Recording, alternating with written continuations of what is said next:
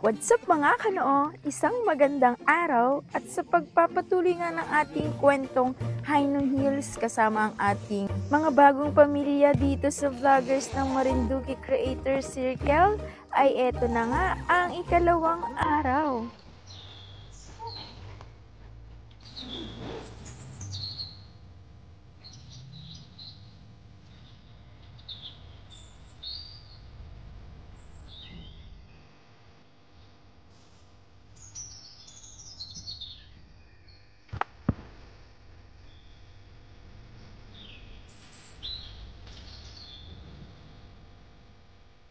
Alam niyo bang ito yung pinakamasarap na gising sa umaga, yung gigising ka ng bandang alas 6 kasi napakasarap ng simoy ng hangin at naririnig na nga nating gising na ang ating mga kasama kasi dinadama ang ganda ng umaga dito sa taas ng bundok.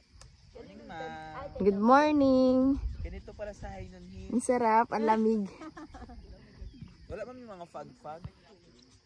Ay wala. Ano siya no? Rainy season? Hindi nagpakita. May fog dun kasi doon dito. Siyempre, shout out dyan sa ating MCC President kasi andyan na siya kauma-umagay o binabantayan na ang mga gigising na vloggers.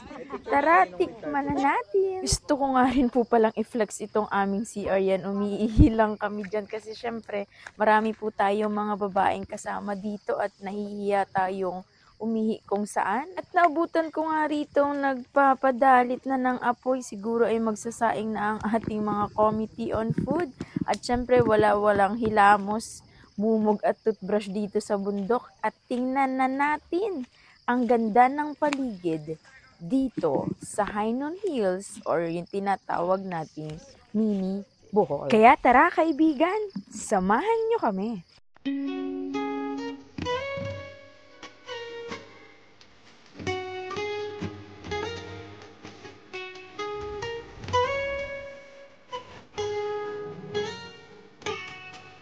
Kay ganda ng umaga at napakaganda ng kulay berde at puting kalangitan sa umagang ito. Walang filter yan, kaya para sa mga naghahanap ng camping site kagaya nito, dito lang po yan sa aming bayan ng Buenavista.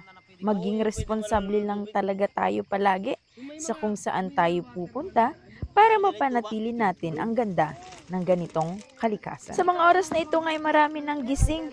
Ating mga vloggers dyan, ang vloggers na nga lahat ngani. Din sa Marinduque. Hi Tia, good morning.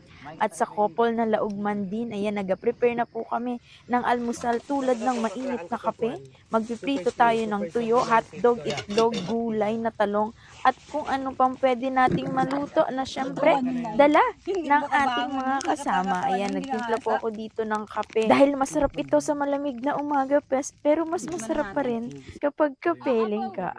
Charot. Grabing ganda naman ang quality ng voice over dito sa wireless microphone at TNW. Bili na kayo guys.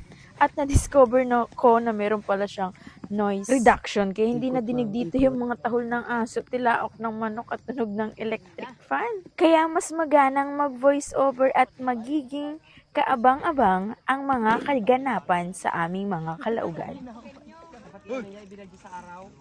Shout out! Anong ulam? Anong ulam? Ayan. I-upload mo naman. Hindi pa po, ginamit pa nila sa pag-ano. Shout out kay ma'am, atasan mo naman ng grade sa anak ko. Mag-yun at pangit. May mga involved na ano. Mag-yun at may na-involve ay. Hindi tsaka pati ma'am. Ay no? Made in High Noon yan. Ay naari na nga ni ang masarap na almusal. Nagluluto na si Sir Merceni ng napakasarap na pansit na lutong bundok. Ayun ang magana nun. Masarap niya, napakaraming toppings, gulay at kikiam, o diba? Ang bilis lang nilang makaluto. Naari na ang makulit na si Katatay at nagre-ready na para sa boodle fight na breakfast ng ating mga kasama. Hindi ko na nga nakuhaan yung aming pagkain sa boodle fight dahil nalobat ang ating cellphone. Syempre kapag kayo ay pupunta sa ganitong malalayong lugar, ay magbaon po kayo ng napakaraming power bank at energy. Eto na ang pinaka-last part, syempre ang pagpapaalam sa isa't isa kasi uwian na. Hanggang sa susunod na kaganapan, maraming salamat sa panonood.